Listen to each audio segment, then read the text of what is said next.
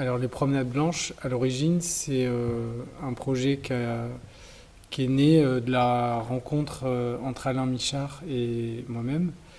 C'était en 2006. On était en résidence invité par un théâtre à Bordeaux, le TNT. Et notre désir, c'était d'explorer la ville de Bordeaux avec un regard particulier, qui est celui de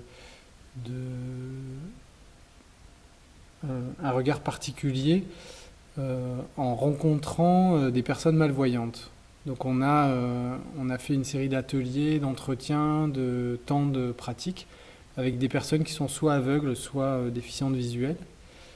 Et on a essayé d'imaginer comment leur perception de la ville pouvait nourrir la nôtre et vice-versa. On les a aussi emmenés sur notre terrain qui serait peut-être plus celui de la danse ou celui euh, de l'expérience de la ville à travers le corps.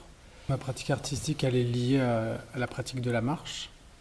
C'est vraiment mon point de départ et souvent mon point d'arrivée aussi dans mes projets.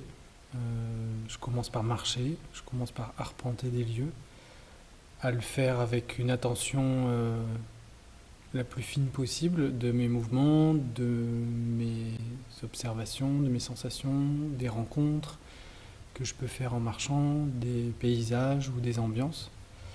Et souvent, ça c'est toujours, enfin, systématiquement d'ailleurs, c'est le point de départ de mes projets. Après, je peux pas dire que je suis plus chorégraphe, dessinateur, performeur, danseur. J'ai l'impression que c'est des vases communicants, que l'un et les autres se nourrissent en permanence. En tout cas, j'utilise beaucoup la danse comme support de création de mes projets, puisque des fois les promenades que je fais donnent lieu à des promenades publiques qui sont chorégraphiées ou performées ou dansées. Mais parfois, le rapport au corps, il est très intense dans le processus, mais le résultat, ça va être un dessin ou un récit écrit, oral, ça dépend.